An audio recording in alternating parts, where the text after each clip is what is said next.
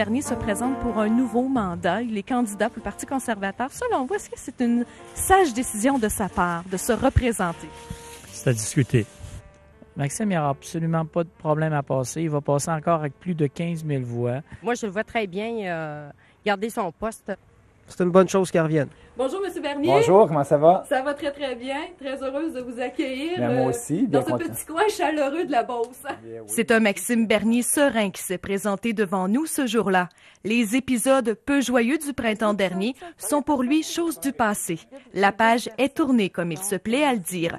Je me suis quand même permise de lui poser quelques questions sur l'affaire Bernier-Couillard, une relation qui fait encore couler beaucoup d'encre.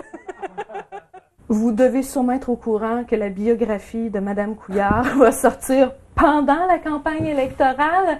Que pensez-vous de la maison d'édition qui a pris une décision comme ça et qui a décidé de lancer ce livre-là à au moins 40 000 exemplaires? C'est du marketing. Écoutez, là, c'est tout un marketing. Pour moi, ça a peu d'importance. C'est sa vie qu'elle va traiter. Je pense qu'elle a beaucoup de choses à expliquer. Elle veut écrire un livre qui en ce qui concerne sa vie, bien pour elle. Moi, je fais ma campagne électorale et puis c'est deux choses complètement différentes. Allez-vous vous le procurer? Non. Non. Il y a certainement de mes gens qui travaillent avec moi qui vont lire pour regarder, voir si ce qu'elle dit par rapport à notre relation est bien vrai. Mais moi, personnellement, non.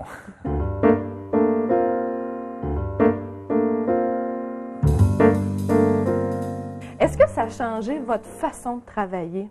Premièrement, je vais être plus prudent en ce qui concerne tous les documents dont j'aurai possession. Et puis,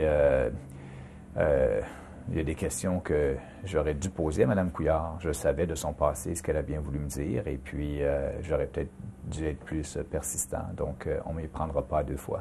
La marque de commerce de Maxime Bernier, et ça, nous, l'équipe d'Autrement Vu, l'avons vécu. Ben oui, on l'a fait ensemble. Ben oui, c'est le porte-à-porte Oui. de Maxime Bernier, mais en dehors de la campagne électorale. Oui. Avec tous les événements qui sont survenus depuis mai dernier, est-ce que les gens vous en ont parlé? Est-ce que ça a changé votre façon de faire votre porte-à-porte? Absolument pas. Les gens, ce qu'ils me disent en porte-à-porte, des fois, c'est un sourire, des fois, c'est un clin d'œil, des fois, c'est une tape dans le dos. Les gens me demandaient, Maxime, tu te représentes bien? Oui, je me représente. Lâche pas mon grand, on est avec toi, on est derrière toi. Je peux vous dire que j'ai passé un très bel été, que ce soit en Beauce ou bien à Québec ou à Montréal. Les gens ont bien vu là-dedans là, que j'ai payé pour ce qui m'est arrivé. Tous les événements de mai dernier ont pris naissance avec une enquête. Selon Radio-Canada, dans un reportage, on mentionnait si le déclenchement des élections se fait avant la reprise des travaux parlementaires, alors le comité parlementaire devra être dissous et l'enquête sera alors avortée. Monsieur Bernier, je vous pose la question.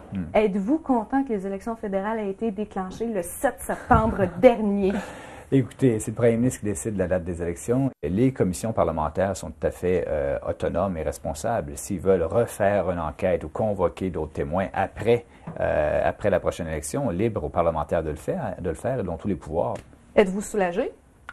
Ben, soulagé. En quelque sorte? Écoutez, moi, j'ai rien à me reprocher. Je veux dire, qu'il y ait eu une commission parlementaire ou pas, ça change rien. Ça change rien en ce qui me concerne.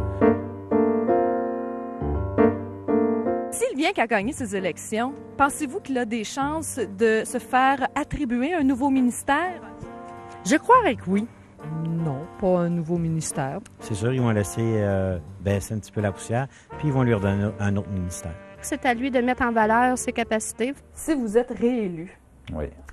avez-vous des chances de vous faire attribuer un nouveau ministère? Il faudrait le demander au premier ministre. Seriez-vous intéressé à avoir un nouveau ministère? Bien, moi... je vous pose la question autrement, là. Bien, moi, je me considère premièrement choyé de pouvoir représenter les Beaucerons. Et si le premier ministre me demande de siéger au Conseil des ministres, bien, c'est certain que je vais accepter le défi. Mais je ne me présente pas dans l'espoir d'être ministre. Je me présente dans l'espoir d'être député de Beauce.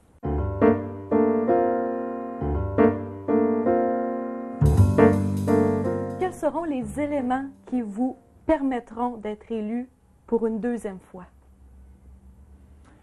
Les éléments qui me permettront, bien, je souhaite que la population beauceronne puisse aller voter en grand nombre et j'aimerais ça que le taux de participation soit un des plus élevés à cette élection-ci.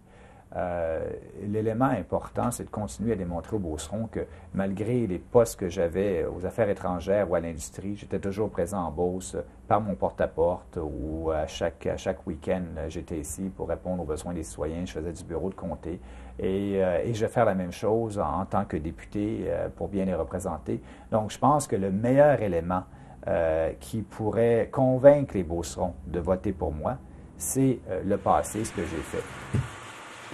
On se revoit le 14 octobre. Merci.